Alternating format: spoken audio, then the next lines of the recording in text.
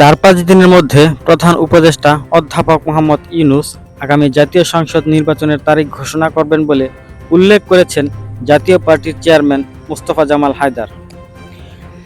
রাষ্ট্রীয় অতিথি ভবন যমুনায় আজ শনিবার বিকেলে প্রধান উপদেষ্টার সঙ্গে 14টি রাজনৈতিক দলের বৈঠক শেষে বেরিয়ে সাংবাদিকদের একথা বলেন মোস্তফা জামাল হায়দার। তিনি বলেন, প্রধান উপদেষ্টা ক্যাটাগরিক্যালি বলেছেন তিনি আগামী 4-5 দিনের মধ্যে নির্বাচনের সময়সীমা তারিখ ঘোষণা করবেন। আলোচনার সবচেয়ে ফলপ্রসূ বিষয় হচ্ছে এটা, দেশে যে অরাজকতা তার একমাত্র সমাধানের পথ নির্বাচন, এটা সরকার বুঝতে পেরেছে। জাতীয় পার্টির এই নেতা বলেন, এর চেয়ে আনন্দের বার্তা আর কিছু হতে পারে না। নৈরাজ্যের সমাধান করবে নির্বাচন, নির্বাচনের মাধ্যমে অনেক সমস্যার সমাধান হবে।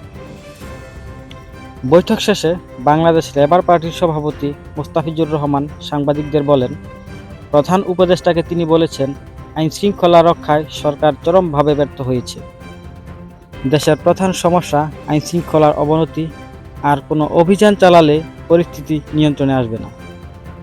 জাতীয় গণফ্রন্টের আমিনুল হক টিপু বিশ্বাস বলেন, তিনি আগামী ফেব্রুয়ারির মধ্যে নির্বাচন দেওয়ার কথা বলেছেন। এনপিপির চেয়ারম্যান ফরিদুজ্জামান বলেন, প্রধান উপদেষ্টাকে অবিলম্বে নির্বাচনের তারিখ ঘোষণা করতে বলেছেন তারা। নির্বাচিত সরকার থাকলে দেশে সন্ত্রাস কমবে। এর আগে 2 দফায় বিএনপি, জামাত ও ইসলামী দলসহ বিভিন্ন রাজনৈতিক দল ও জোটের সঙ্গে প্রধান উপদেষ্টা বৈঠক করেন। এরপর আজ বিকেলে আরও 14টি দল জোটের নেতাদের সঙ্গে তিনি বৈঠক করেছেন।